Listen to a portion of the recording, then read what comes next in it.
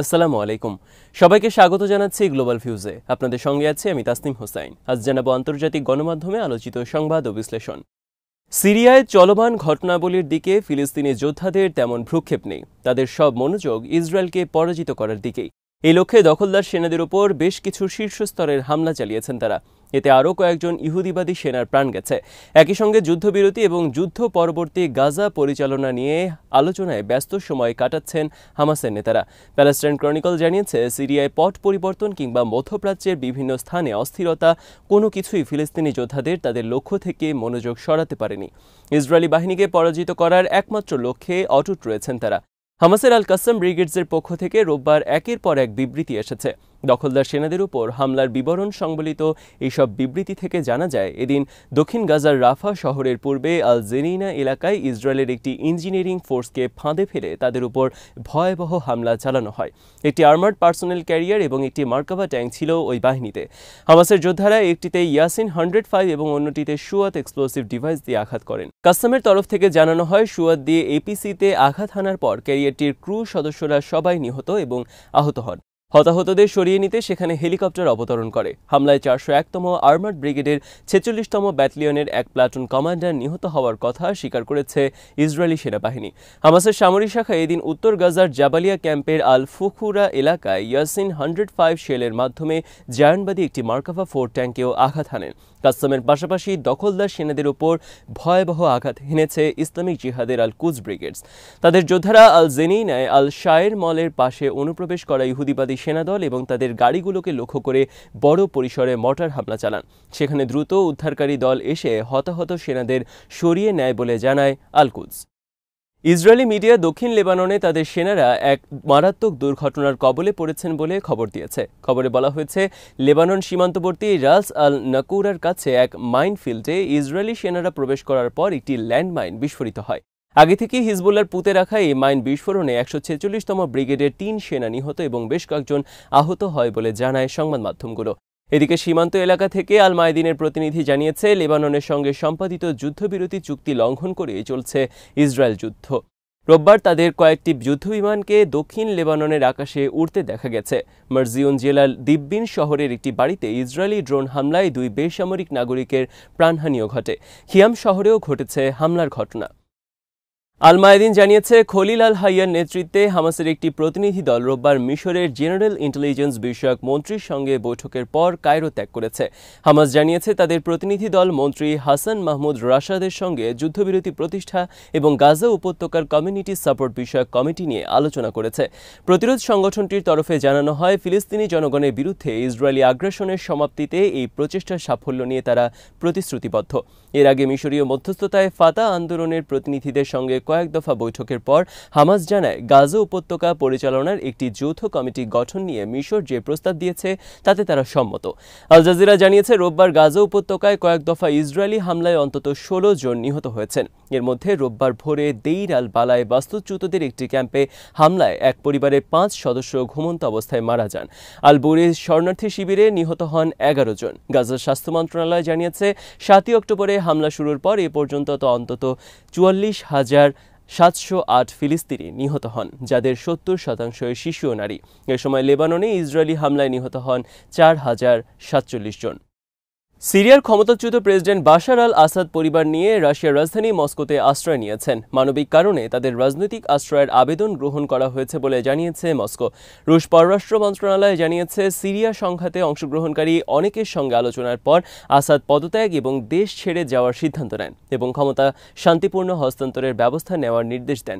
রাশিয়ার পার্লামেন্টের উচ্চকক্ষের deputy chairman Constantin কোসাচিভ বলেছেন, মস্কো সিরিয়ার জনগণকে সমর্থন করতে ইচ্ছুক, কিন্তু সম্ভবত আগের মতো সামরিকভাবে জড়িয়ে পড়বে না। তিনি বলেন, সিরিয়ার জনগণের যদি আমাদের সমর্থন প্রয়োজন হয় তবে তা দেওয়া হবে, তবে গৃহযুদ্ধের পরিস্থিতি সিরিয়ানদের নিজেদেরই মোকাবেলা করতে হবে বলে মন্তব্য করেন তিনি। এদিকে আসাদের পতনের পর সিরিয়ার পরিস্থিতি নিয়ে জাতিসংঘের নিরাপত্তা পরিষদে জরুরি বৈঠক ডাকার আহ্বান জানিয়েছে মস্কো। জাতিসংঘের রাশিয়ার উপস্থায়ী প্রতিনিধি দিমিত্রি পলিয়ানস্কি টেলিগ্রামে লিখেছেন, সিরিয়া ইস্যুতে নিরাপত্তা পরিষদে বৈঠক আয়োজনের আহ্বান জানানো হয়েছে। সোমবারই বৈঠকটি হবে বলে আশা করছে। তিনি লেখেন, আসাদ সরকারের পতনের পর সিরিয়ার পরিণতি কী হবে এবং মধ্যপ্রাচ্যের জন্য কী অপেক্ষা করছে তা স্পষ্ট নয়। বিশেষ করে গোলান মালভূমিতে জাতিসংঘের টহলযুক্ত ডিমিলিটারাইজড জোন ইসরায়েল নিয়ন্ত্রণে নেওয়ার পর উদ্ভূত পরিস্থিতি নিয়ে আলোচনা করা গুরুত্বপূর্ণ।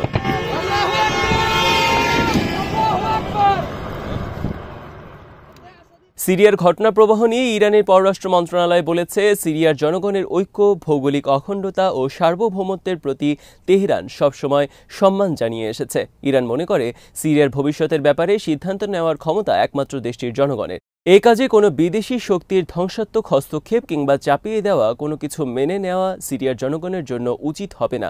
মার্কিন প্রেসিডেন্ট জো বাইডেন বলেছেন, বাশার আল আসাদকে জবাবদিহিতার আওতায় আনা উচিত। তিনি এ রাজনৈতিক অস্থিরতাকে দেশ পুনর্গঠনের জন্য সিরিয়ানদের একটি ঐতিহাসিক সুযোগ বলে বর্ণনা করেন।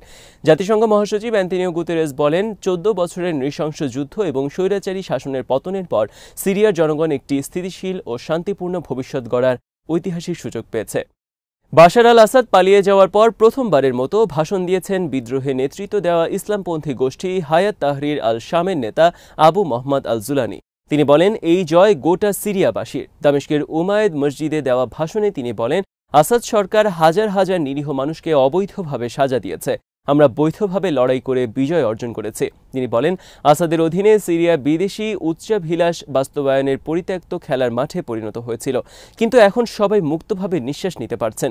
জয়ের জন্য সবাইকে আল্লাহর কাছে শুকরিয়া আদায়ের আহ্বান জানিয়ে তিনি বলেন, আল্লাহ কখনো নিরাশ করেন না। এর আগে দামেস্কে অপ্রীতিকর ঘটনা এড়াতে রোববার বিকাল 4টা থেকে সোমবার ভোর 5টা পর্যন্ত 13 ঘণ্টার কারফিউ জারি করেন জুলানি। এদিকে দীর্ঘদিন ধরে গুম থাকা সিরীয়রা রেড উইং নামে পরিচিত ভূগর্ভস্থ গোপন ভল্টগুলোতে আছেন কিনা তা খতিয়ে দেখতে কুখ্যাত সেডনায়া কারাগারে অনুসন্ধান চালাচ্ছে হোয়াইট হেলমেট নামে পরিচিত সিরীয় সিভিল ডিফেন্সের 5টি বিশেষ দল।